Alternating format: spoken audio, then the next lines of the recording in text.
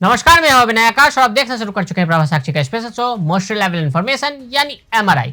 साल था 2018 का। अगस्त के महीने में अमेरिका के लॉस वेगास में एक खास मेले का आयोजन किया गया, जिसमें साइबर एक्सपर्ट से लेकर हर उम्र के लोग हैकिंग का हुनर दिखाने के लिए उपस्थित हुए।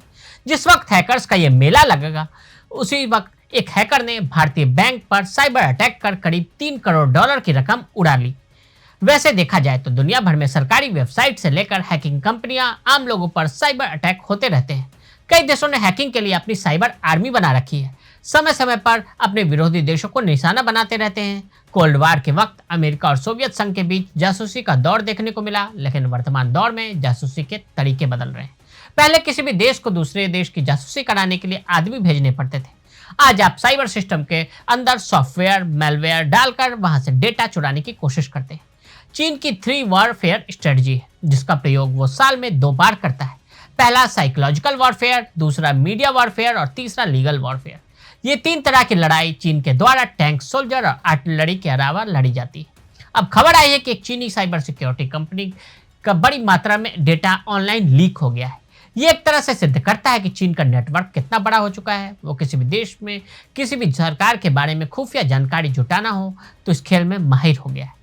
ऐसे में हमने इस पर रिसर्च करके आपके लिए एक पूरा विश्लेषण तैयार किया है, जिसके जरिए आपको बताएंगे कि पूरा मामला क्या है, लीक हुए डेटा में क्या है और किसे निशाना बनाया गया, आईसुन क्या है और क्या काम करता है।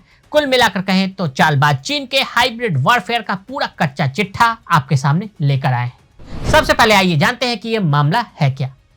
आईसुन नाम की चीन की एक साइबर सिक्योरिटी फर्म है।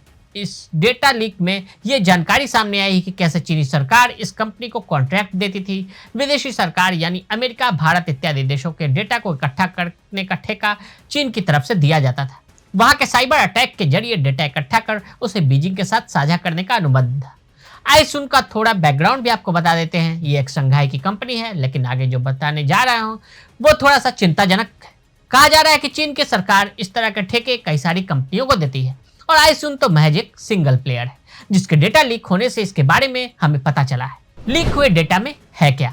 गिटहब नाम कोड शेयरिंग प्लेटफॉर्म पर बहुत सारी जानकारियां पोस्ट की गई। शेयर किए गए डेटा में ईमेल, इमेज, चैट और दस्तावेजों का भंडार शामिल है। वाशिंगटन पोस्ट की रिपोर्ट के अनुसार पिछले 8 सालों में अलग अलग देशों की सरकारों भारत, हांगकांग, थाईलैंड, दक्षिण Korea, United kingdom, Taiwan, Malaysia सहित कम से कम 20 विदेशी सरकारों और क्षेत्रों के अंदर अपने टारगेट को निशाना बनाया है। इन दस्तावेजों में वास्तविक जानकारियां नहीं हैं, जिसे सिक्योर रखा गया था।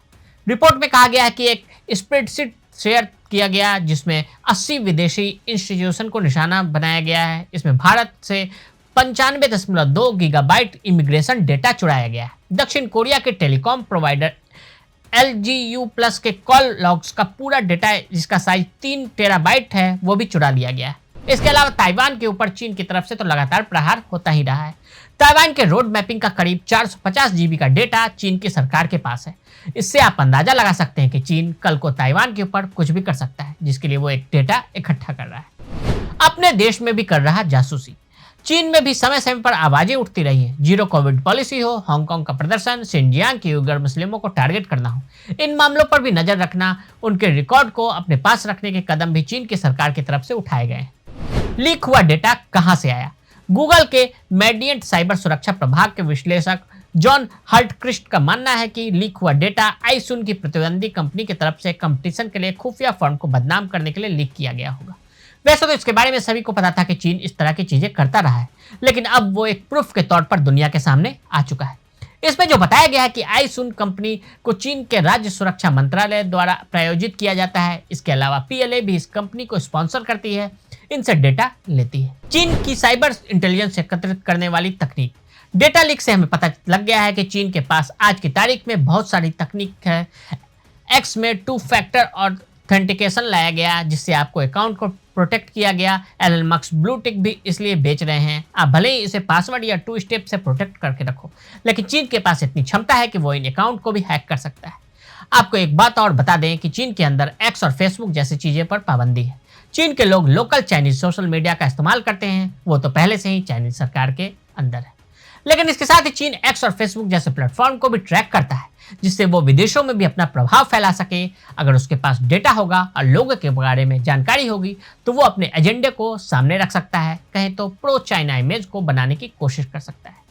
कहा जा रहा है कि आईसून और चीनी पुलिस लीक के पीछे के कारण तलाश रही है। आईसून क्या है और आमतौर पर क्या काम करता है?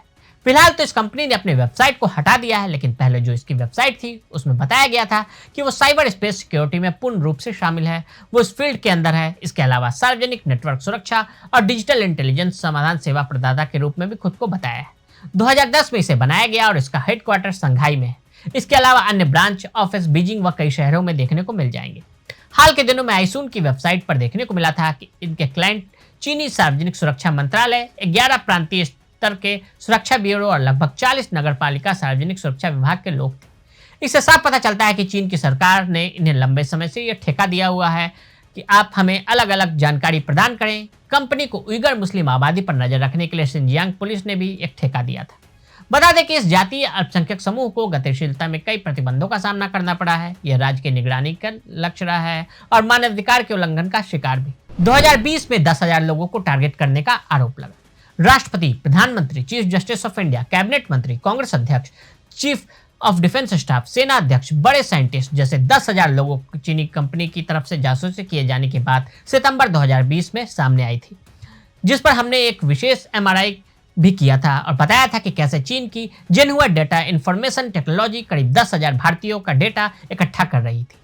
कंपनी के डेटाबेस में America, Britain, Japan, Australia, Canada, Germany, संयुक्त अरब अमीरात जैसे देशों के बारे में जानकारी होने की बात कही गई थी। कंपनी ने कथित तौर पर 35,000 से अधिक ऑस्ट्रेलिया और कम से कम 50,000 अमेरिकियों के व्यक्तिगत विवरण भी एकत्र किए थे। चीन का हाइब्रिड वॉरफेयर। चीन इसे हाइब्रिड वॉरफेयर का नाम देता है। इसके जरिए वो अपने विरोधियों पर बढ़त बनाने, उसे नुकसान पहुंचाने की कोशिश करता है। कंपनी के शब्दों में इस वॉरफेयर में इंफॉर्मेशन प्ल्यूशन, परसेप्शन मैनेजमेंट और प्रोपेगेंडा शामिल होता है। विशेषज्ञों का कहना है कि ये डेटा वॉर का जमाना है। हम जब डेटा को टुकड़ों में देखते हैं तो नहीं समझ पाते आखिर इससे कोई क्या ही हासिल कर पाएगा। लेकिन इन्हीं छोटी छोटी जानकारियों को एक साथ जुटाकर उनका किसी खास मकसद से हथियार के रूप में इस्तेमाल किया जा सकता है। देश के आंतरिक मुद्दे, राष्ट्रीय नीति, सुरक्षा, राजनीति, अर्थव्यवस्था, सब में सेंधमारी के प्रयास किए जा सकते हैं। तो आज हमने आपको चीन के डेटा लीक के बारे में बताया। आज के लिए दे इजाजत। ऐसी रिपोर्ट्स को देखने के लिए देखते रहें प्रभा साक्षी। अगर आप भी लेना चाहते हैं देश दुनिया की तमाम जानकारी तो आज ही सब्सक्राइब करें हमारे चैनल को। साथ ही नीचे दिए बेल आइकन को जरूर दबाएं ताकि हर अपडेट आप तक पहुंच सके।